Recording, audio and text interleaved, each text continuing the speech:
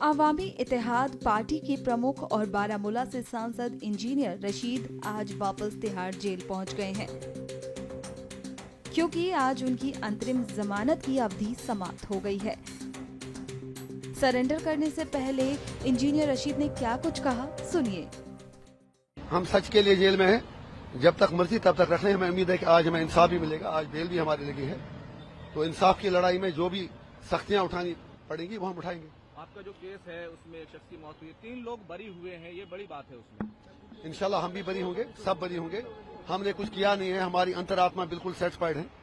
हम इंशाल्लाह इंसाफ होगा, देर से ही सही, कोई बात नहीं। आपने लगातार पॉलिटिकल प्रिजनर का सवाल उठाया है, जब आप वहां पर रहे हैं। उमर अब्दुल्ला भी दिल्ली आए थे, उन्होंने कई मुलाकातें की हैं, उसको लेकर आप क्या कहेंगे?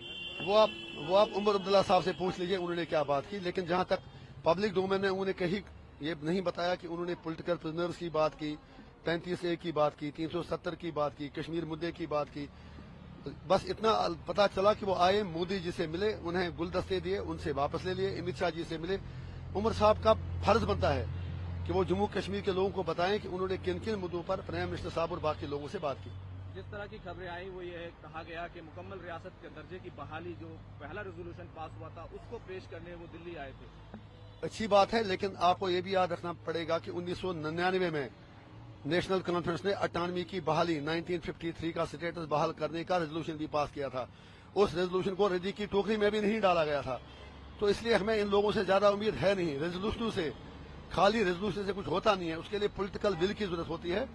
आई see that lacking in Umar sahab. अगर देखें जम्मू कश्मीर में हाल फिलहाल में बड़े दहशतगर्दाना हमले हो रहे हैं, ऐसे वाकयात हो रहे हैं जिनको लेकर बहुत सारे सवाल जो है वो उठने शुरू हो गए हैं, और ये कहा जा रहा है कि मुकम्मल रियासत की बहाली भी इसमें रोड़ा बन सकती है। वो सवालात आप अमित शाह जी से पूछे और मोदी जी से पूछे हमले क्या हो रहे हैं, फिर मुझे बताइए रियासत की बहाली का उससे क्या ताल्लुक है। ये कश्मीरियों को जलील करने के लिए किया जा रहा है। रियासत की बहाली का मुद्दा, बाकी चीजें हम चाहते हैं कि आप न सिर्फ 35A और 370 बहाल करें, बल्कि कश्मीर के कोर इशू पर तमाम स्टेक होल्डर से बात करें ताकि नॉर्मलसी पैदा हो। हम नहीं चाहते हैं कि किसी के घर में लाश पहुंचे, चाहे कोई फौजी हो, सिविलियन हो, पुलिस वाला हो, पॉलिटिकल वर्कर हो, कोई भी हो। हम चाहते हैं अमन और शांति हो, लेकिन उसका रास्ता बातचीत से होकर गुजरता है।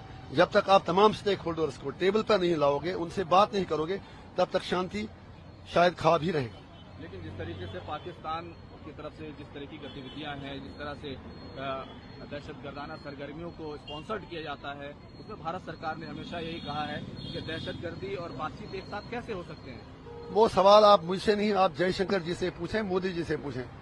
मुझे तो उस चीज का पता नहीं कि बातचीत पीछे क्या कर रहे हैं, कौन दहशतगर्दी कर रहे हैं। हम इतना ही कहेंगे कि हर मसले का हल बातचीत ही है, और उसका भुगतना जो है वो सबसे ज्यादा जम्मू कश्मीर के लोगों को भुगतना पड़ता है।